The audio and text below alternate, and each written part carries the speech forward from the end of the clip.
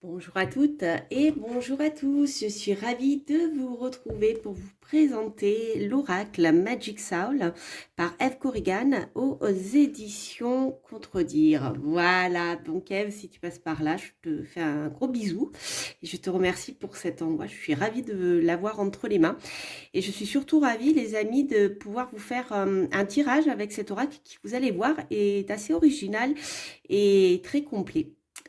Donc je vous en dis plus bientôt. Donc pour les nouveaux venus, sachez qu'à la fin de chaque présentation d'oracle, de tarot ou de hiking, eh bien je fais un tirage à deux choix généralement. Donc ici à la fin de cette présentation, vous pourrez choisir entre deux pierres ou si vous avez deux questions, choisir chaque choix. Et on verra comment l'oracle Magic Soul vous répond. Alors pour l'explication, voilà, je fonctionne à l'intuition quand je fais mon tirage, mais surtout, je complète avec ce que l'auteur a écrit. Voilà, comme ça vous pouvez voir la teneur du coffret, du livre surtout, et comment vous pouvez travailler avec cet oracle. Voilà, voilà, voilà. Je voulais vous dire autre chose, mais ça va me revenir. Donc, c'est un oracle qui est... Hop, voilà, la boîte. Comme ceci, vous voyez, c'est magnifique. Vous allez reconnaître les illustrations d'Ève, parce que donc Ève a écrit le livre, mais aussi elle les a illustrés. Donc, on reconnaît bien son style. Voilà.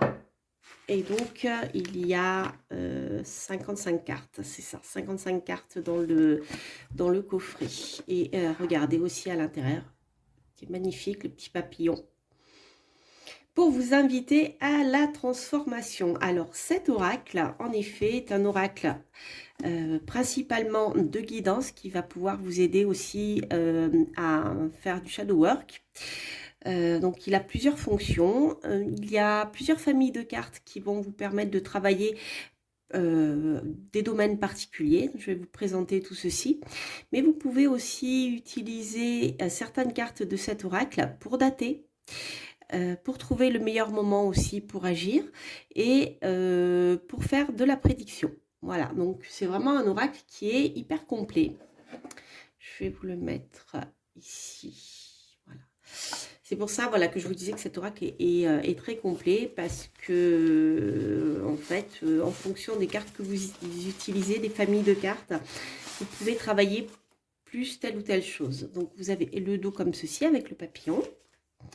La tranche argentée, je trouve c'est très joli la tranche argentée, c'est très lunaire. Et donc, vous avez voilà ce type de carte. Donc là, il y a une famille de cartes qui va vous permettre de travailler plutôt tout ce qui est guidance et shadow work. Hop, je crois que c'est jusqu'à 21. Ouais, c'est ça. Voilà. Donc, on va voir tout ceci en détail dans le livre. Ensuite, vous allez pouvoir ici retrouver les périodes de l'année en lien avec la roue des saisons, donc avec notamment les fêtes païennes. Ça vous permet de vous repérer dans un trimestre. Voilà. Alors, hop. Ensuite, donc non, c'est 4 familles, pardon, je crois. Après, vous avez les phases lunaires qui vous permettent justement de trouver le meilleur moyen pour agir. Donc là, vous avez un petit détail. Et ensuite, hop, on va faire comme ça. Voilà. Pour que vous les voyez mieux. Et ensuite, la quatrième famille est celle de la divination. Donc, vous retrouvez le joker qui est en lien avec le fou, en fait, un peu comme dans le tarot. Et ensuite, vous avez des cartes prédictives. Voilà. Et avec aussi des runes de sorcière. Voilà. Vous avez le oui, le non. Peut-être. Et ensuite, vous avez les runes de sorcière. Et chaque fois, sur chaque carte, vous pouvez retrouver des mots-clés. Donc ça vous permet de travailler sans forcément consulter le livre. Voilà pour les familles. Alors, dans le livre, on retrouve pas mal de choses. Je trouve qu'il est extrêmement complet. D'ailleurs, c'est un livre qui est assez épais. Il fait ouais, plus de 300 pages. Donc, vous allez pouvoir retrouver, on va regarder avec le sommaire. Donc, vous allez pouvoir retrouver une présentation donc, de l'oracle, sa structure et les fameuses familles dont je vous ai parlé. La partie shadow work et journaling, donc ça c'est important de tenir un journal lorsqu'on fait des tirages. Des conseils donc pour utiliser l'oracle, ça c'est bien pour les débutants, purifier, s'approprier les cartes. Donc les différents moyens d'utiliser cet oracle, vous avez ce que Ève appelle l'éveil, donc qui est en lien aussi avec la guidance pour vous aider, donner des petits conseils pour avancer et pour essayer de faire une sorte d'introspection en fait. Et ensuite la partie voyance et datation. Des exemples, comment poser ma question, comment mélanger les cartes, comment choisir les cartes, comment utiliser un journaling, comment tenir son journal lorsque l'on fait du shadow work. L'utilisation de cet oracle comme coach de vie, comme accompagnement, donc plus dans la guidance. Et comment intégrer les cartes aussi dans ta pratique magique. Voilà. Des petits conseils pour les utiliser avec un tarot ou un autre oracle. Alors, des conseils, alors j'ai adoré, et ça, je trouve que ce sont des conseils qui vont être très utiles surtout pour les débutants. Pour ceux et celles qui tirent les cartes déjà depuis un moment, vous connaissez ces phénomènes. Par exemple, les cartes sauteuses, lorsque vous mélangez le jeu, que vous avez une carte ou plusieurs qui sautent de manière assez notoire, en général, c'est très signifiant, très significatif. Et les cartes baladeuses, alors moi, ça m'est jamais arrivé encore, mais voilà, elle vous explique tout ça. Je garde un petit peu de mystère. Ensuite, les tirages, donc plusieurs tirages. Donc les tirages, vous en avez 1, 2, 3, 4, 5, 6, 7, 8, 9, 10, 11, 12. 12 tirages. Et ensuite, la présentation de chacune des cartes par domaine, en fait, par famille de cartes. Donc, celle-ci, c'est les psychiques magiques. Donc, pour vous donner un exemple, par exemple, voilà, c'est la première, ça s'appelle « Crois en toi ». Tu auras fait la moitié du chemin. Décuple ta puissance intérieure. Donc déjà, vous avez des petites phrases comme ça qui sont écrites dessus. Mais surtout, à l'intérieur du jeu, du livre, vous allez pouvoir détailler tout ceci. Donc c'est assez riche pour chaque carte. Vous voyez, comme celle-ci. Donc, le détail de croire en soi, il y a 2 pages. Ensuite, vous avez la partie Magic Flow. Ensuite, la partie lumière et ombre avec des affirmations. Le shadow work avec le journaling. Donc, par exemple, des petits conseils. Chaque fois que tu te déprécies, note dans ton carnet la pensée exacte qui t'a traversé, ce que tu as ressenti, etc. Donc, c'est vraiment... je dirais un outil de guidance, mais en fait, Ève vous guide aussi dans votre travail. Donc, avec des questions qui peuvent vous aider à travailler avec la carte que vous venez de tirer. Et après, bien sûr, une fois que vous serez habitué aux cartes, rien ne vous empêche de créer vos propres questions. Mais déjà, je dirais dans un premier temps, c'est guidé. Donc, voilà, vous n'avez pas trop à vous poser de questions, même si vous n'avez jamais tiré les cartes de votre vie. Ensuite, donc ça, c'est pour la première partie. Hop. Ensuite, on retrouve eh bien, la roue de l'année avec les fêtes. Donc, ah non, ça, je crois que l'avatar magique, ça fait partie du... de la première partie. Et ensuite, voilà, on retrouve les périodes, en fait. Donc, ça vous permet de trouver le meilleur moment pour agir, comme je vous le disais, et aussi de dater. Si vous voulez faire un exercice de datation, eh bien, ce sont les deux paquets, donc avec les fêtes païennes, plus les phases lunaires qui vont vous permettre de vous repérer. Donc toujours pareil, vous retrouvez le journaling avec le shadow work. Donc là, par exemple, pour la carte,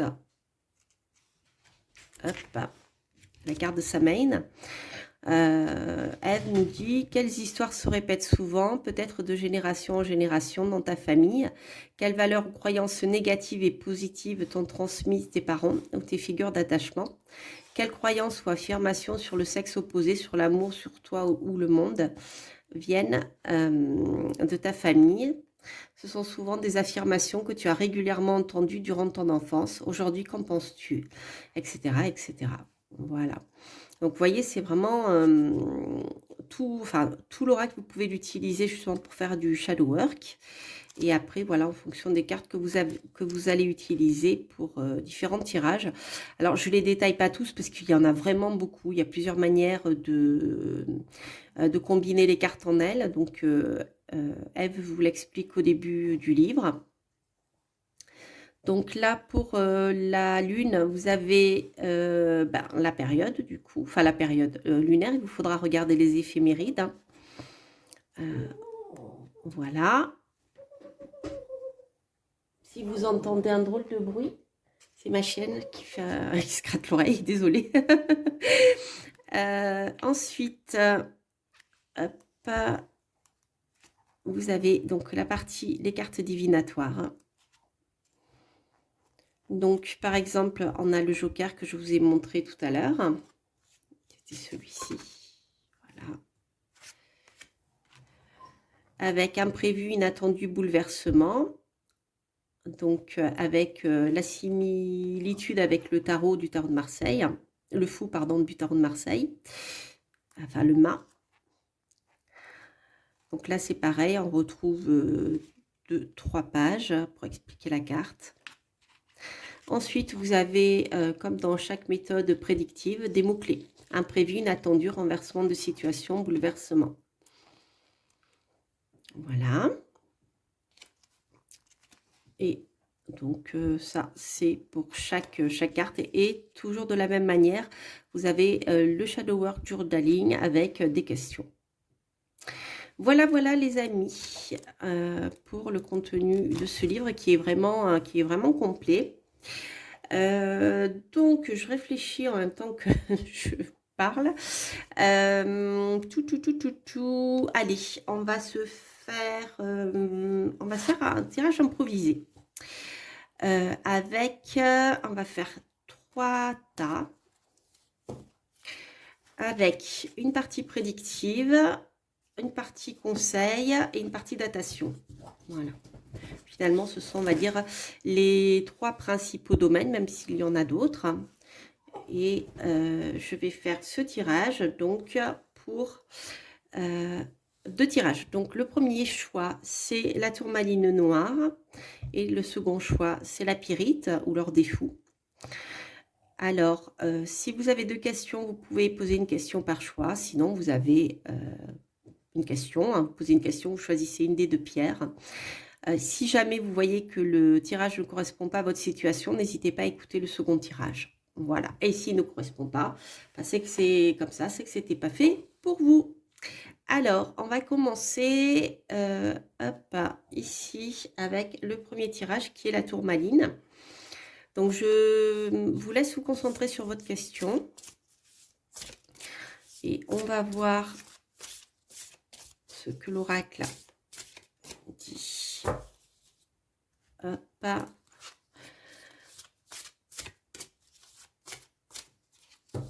Hop.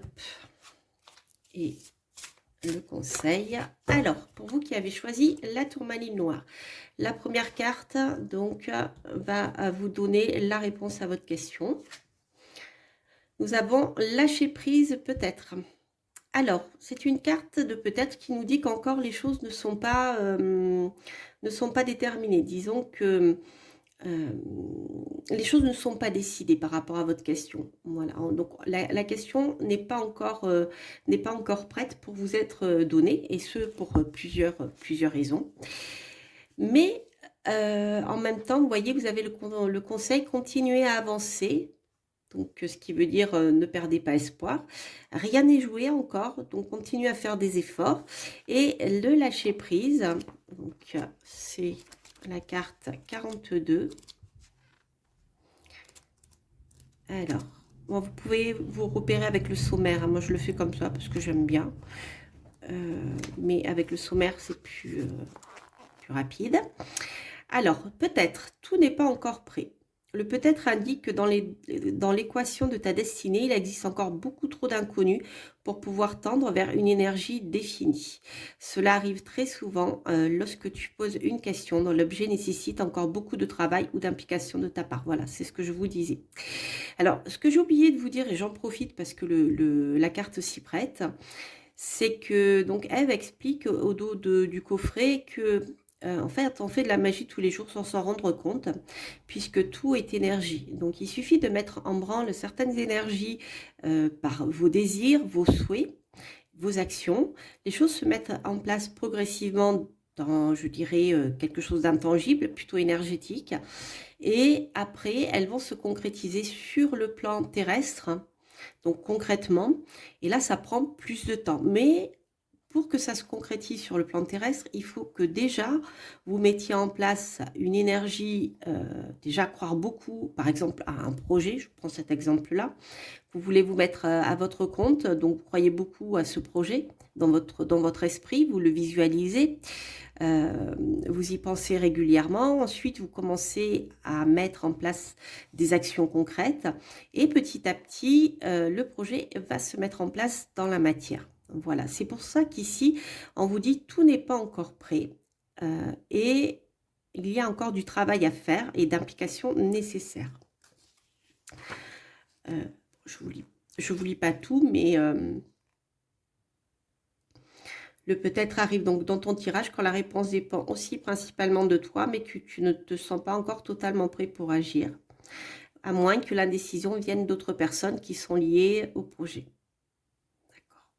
Alors, pour la partie shadow work que vous pouvez faire avec cette carte, c'est comment réagis-tu face à l'inconnu? Quand tu as un objectif qui te semble difficile à atteindre, abandonnes-tu facilement? Ce qui peut être une des raisons. Parviens-tu à mesurer en amont l'effort et l'implication nécessaires pour atteindre cet objectif? Voilà.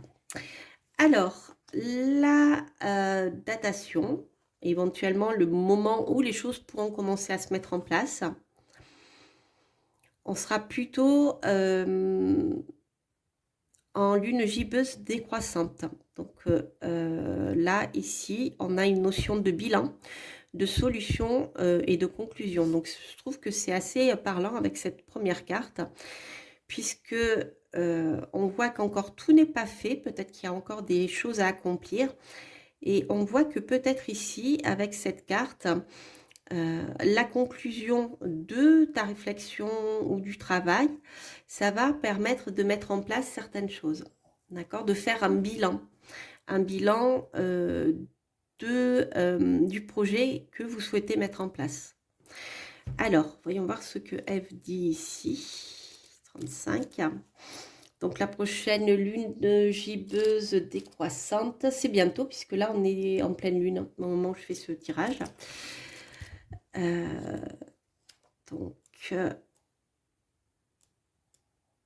Donc là, il vous faut regarder dans les éphémérides. Je ne les ai pas sous les yeux, mais bon, voilà pour l'idée. Alors, lorsque la lune décroît au rythme de sa lueur qui décline, on se libère de quelque chose. Et pour que cette démarche soit possible, il est utile de tourner son regard vers soi pour identifier ce qui n'a pas fonctionné, afin de déceler ce qu'il serait salvateur de libérer. Alors, donc, c'est une carte qui, ici, peut être prise dans le sens énergétique, c'est-à-dire c'est le bon moment pour faire telle ou telle chose, ou pour dater. Voilà, donc là, je vais vous lire les deux parce qu'on est dans un tirage général. Comme ça, vous verrez comment vous pouvez travailler avec. Donc, voilà, c'est ce que je vous disais. En fait, ce processus participe activement à la transformation que tu veux voir émerger dans ta vie. Donc, il y a le fait de vraiment de faire un bilan par rapport au projet.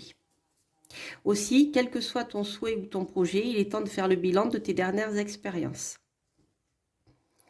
Pour que cette démarche soit pleinement satisfaisante, il est nécessaire de te détacher de tes attentes afin de poser un regard objectif et distancié sur l'état actuel de ton projet, de ta situation. Voilà.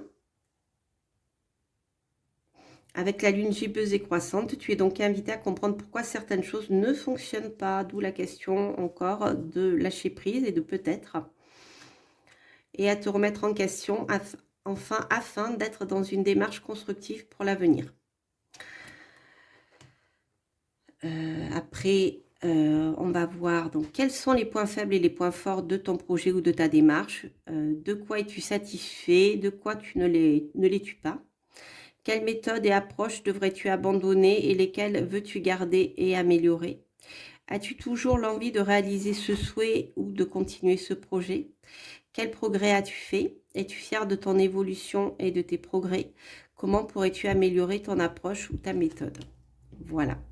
Alors ensuite, au niveau de la carte de guidance, on a crois en toi, tu auras fait la moitié du chemin, décuple ta puissance intérieure. Bon, voilà, je pense que c'est une carte qui donne un peu la raison en fait de ce peut-être. Il y a une partie qui est peut-être liée aussi à vous et pas uniquement qu'extérieure.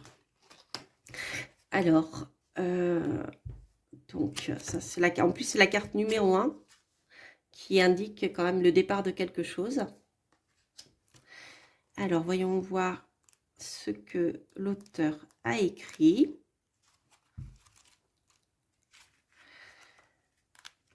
Hop.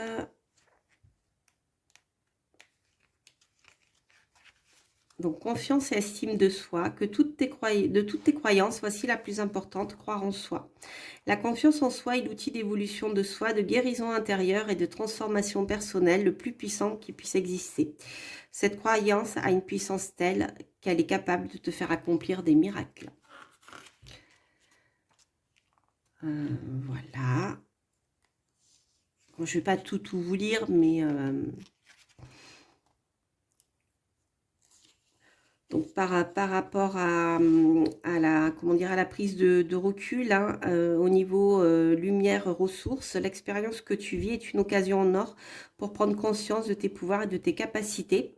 Tu oses aller là où ton cœur t'amène. Donc ça, c'est super bien. Tu oses dire et partager tes vérités. Tu oses être toi, tu oses briller. La part d'ombre, quelque chose t'empêche de croire en toi, en tes projets ou à ta capacité de les mener à bien. Tu doutes de toi, tu te déprécies, tu te dévalorises, etc. Donc, voir ce qui est pour vous le plus parlant par rapport à cette carte. Est-ce que vous croyez en vous?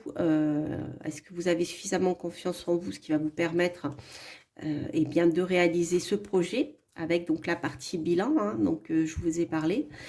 Ou soit justement le souci peut-être principal dans cette histoire, c'est que vous ne croyez pas assez en vous. Voilà. Voilà pour ce tirage que je trouve super parlant. Donc vous voyez, hein, avec le livre, hein, vous êtes guidé. Donc maintenant, on va passer au second tirage. Hop, que voici. Alors, pour vous qui avez choisi la pyrite, la réponse à la question, la datation ou le conseil du moment pour faire entreprendre quelque chose, et la carte de guidance. Je sens que la vidéo va être longue, les amis. Alors, carte numéro 1, en réponse à votre question. La rune de sorcière qui est l'envol, libéré et débloqué. Alors, on va voir ce que Eve a dit, mais ici, ça nous parle de déblocage de situation. Donc, si par rapport à vos projets, vous étiez dans une période où les choses étaient bloquées, on voit que les choses sont en train de bouger. Vous prenez votre envol, les amis, comme un oiseau, vous voyez, prêt à, qui va quitter son nid et qui a toutes les capacités pour s'envoler. Alors, donc, là, 45. La 45. On nous dit, la rune l'envol est aussi appelée le vol. Il symbolique le mouvement de manière générale. Cette rune parle d'évolution, de communication, d'échange, de bavardage, de courrier, de voyage. L'envol redonne du mouvement et de l'élan à toute situation stagnante. Si tu es dans une impasse, tu as la possibilité de trouver enfin des solutions pour débloquer cette situation. Donc les mots-clés sont déblocage des situations, mouvement, évolution, communication, déplacement, courrier, email, message, légèreté, libération. Ici, on peut travailler avec la planète Mercure aussi. Alors, ça, je ne vous l'avais pas dit, mais vous pouvez avoir des associations avec d'autres cartes. Par exemple, avec le soleil, on a d'excellentes nouvelles. Avec l'envol et la lune, on a une communication qui est rétablie après une attente sans nouvelles, etc. etc. Donc là, vous avez pas mal d'associations. Je sais que souvent, on me les demande, même des fois, par rapport à certains jeux. Donc là, voilà, vous avez quelques associations avec les cartes de sorcières, avec les runes de sorcières. Voilà, donc question, as-tu tendance à procrastiner? Si oui, pour quelle tâche et pourquoi? Quelles émotions ressens-tu face à la tâche qui t'attend, selon toi? Pourquoi repousses-tu au lendemain ce que tu devrais faire? De quoi as-tu peur? Sais-tu créer du mouvement dans ta vie? Sais-tu débloquer des situations? Si tu devais débloquer cette situation, que ferais-tu? Ah ah, bonne question, n'est-ce pas? Alors, la période. On a le dernier croissant. Et là, le conseil, c'est de lâcher prise, de faire confiance et de penser à soi, c'est-à-dire à s'occuper de soi. Ok. Dernier croissant. Donc là, nous sommes en pleine lune. Donc le dernier croissant, c'est pareil, c'est grosso modo d'ici une dizaine de jours. Voilà. Alors, 37.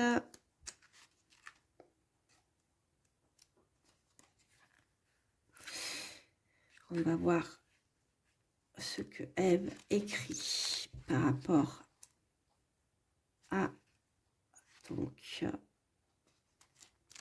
5.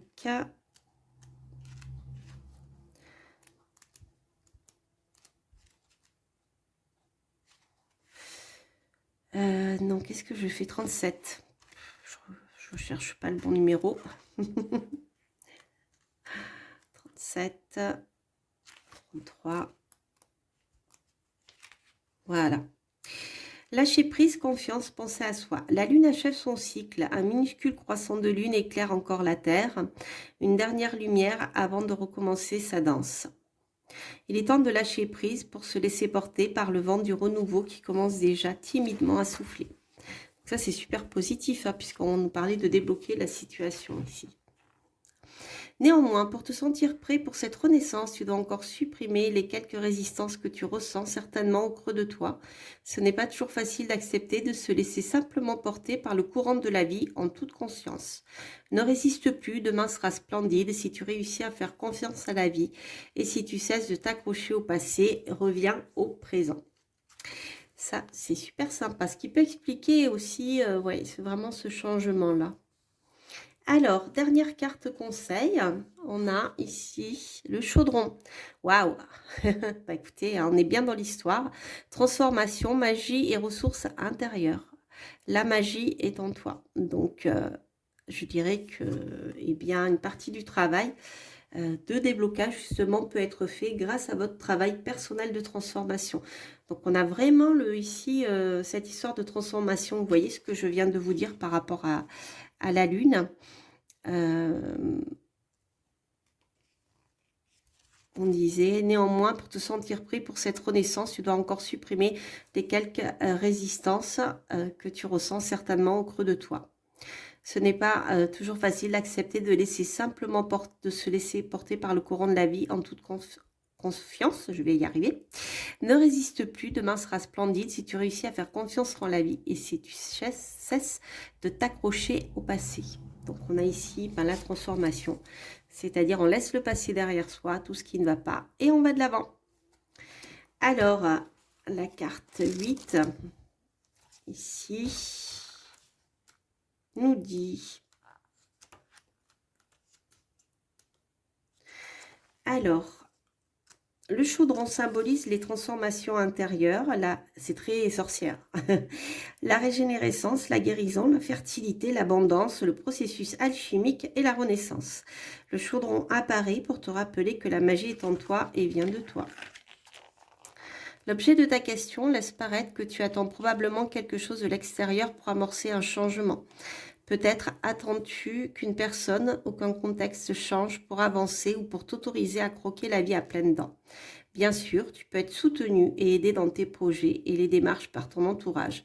Néanmoins, le plus gros du travail t'incombe.